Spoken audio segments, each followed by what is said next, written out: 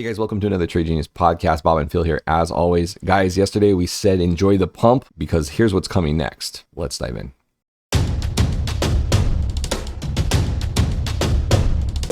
Trade Genius.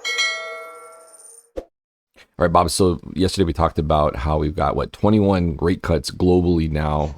Not what you really want to see at the end of the business cycle, at the end of the secular bull market, because that usually flags impending weakness. But the pump can last for a little bit. However, as always, there's an equal and opposite reaction.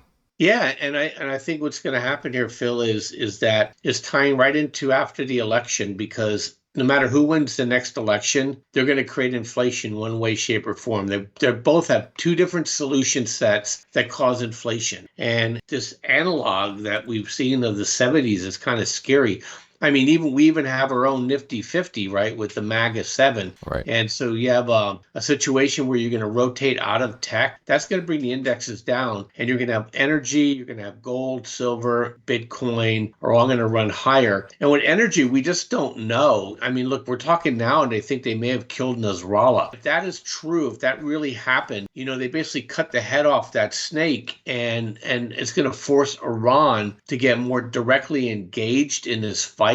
And you just don't know what's going to happen to those oil fields over there. I'm not going to get into the pejoratives of who's right or wrong. Everybody knows my views on this, but I'm talking strictly from an economic standpoint, is that, there's a potential for a surge in oil. Remember, we had our surge in oil because we got off the gold standard in the 70s. With Nixon, we may have a surge in oil because of geopolitical concerns and China pumping right now. And if people get scared enough, Phil, they're going to try to fill their storage tanks again, and that's going to cause a surge as well. So, guys, I truly believe this double Dutch bus here of inflation. You can't have economic growth nominally without creating inflation, because it is not happening organically, Phil. If they killed all the pumps right now, we'd be rolling into probably a severe recession, if not a depression, just based on economic activity right now. There's nothing natural, organic about what's happening. It's government overspending, right, and manipulation that's creating the fake GDP growth around the world. Hey everybody, it's Bob with Trade Genius. Usually I do fun ads. I talk about our service, but I want to be serious with you for a second. We've been helping a lot of people trading for a long time. As you can see here, I want to let them do the talking for me for a change. But most importantly, we want to help you too. If you have not joined our service yet, come check us out, tradelikeagenius.com. Full service. We have chat room. We have the algorithms for you. We give trades out every day. We educate you. So go to tradelikeagenius.com. Check us out. What you get out of our service is much, much more than what you put into it. And we'd like to see you in the room. Thanks for listening.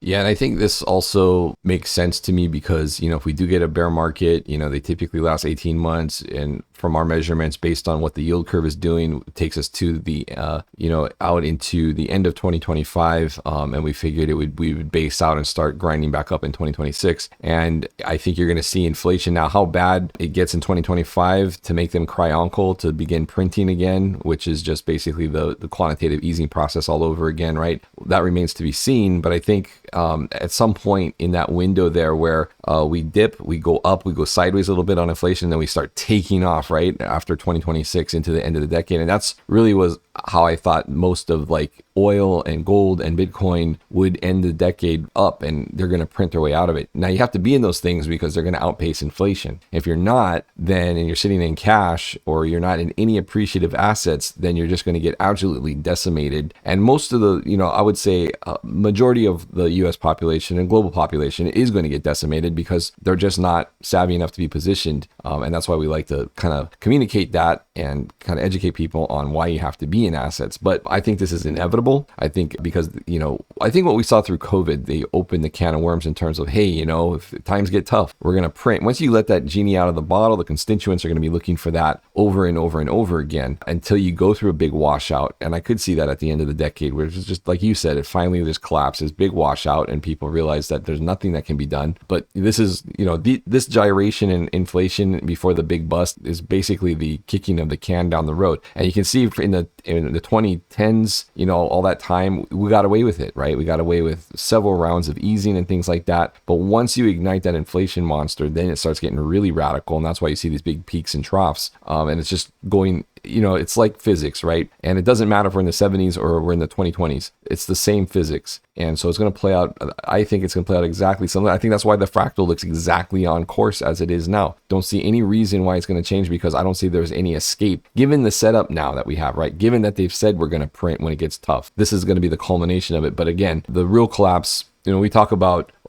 get ready, sell your assets, bear market. We're just talking about what's coming into 2025. The big one, I think, is more closer to that 2028, 2029 date. Yeah, and when we say assets, you got to be in the right assets too, because, in the 70s, tech and big caps got absolutely destroyed, but energy and precious hard metals did assets. extremely well. So anyway, yeah, guys, look, I think we're positioned. So now there's some, silver lining here. If you still have a mortgage and you catch some of these moves, look at MicroStrategies in the month of September from 113 to 178. Okay, that is one heck of a move. And and Misty, which is the high yield derivative of that, it's going to have a 7-week period for payout. This thing may pay out 200% payout for over the 7-week period of time. So there's places to make money in this environment. And I'm telling you, if a missile cooks off somewhere in the Persian Gulf, oil is going to be skying. Okay, and people are going to be trying to protect themselves. They're going to be trying to get out of these assets if they can. So with that, guys, have a great weekend. Always a silver lining here. Unless the missiles come into your house, there's going to be opportunity for you. So enjoy the rest of Saturday and Sunday. We'll be back at you for Monday at the end of the month. And then October should be really, really interesting. And we'll talk more about that on Monday. Take care, guys.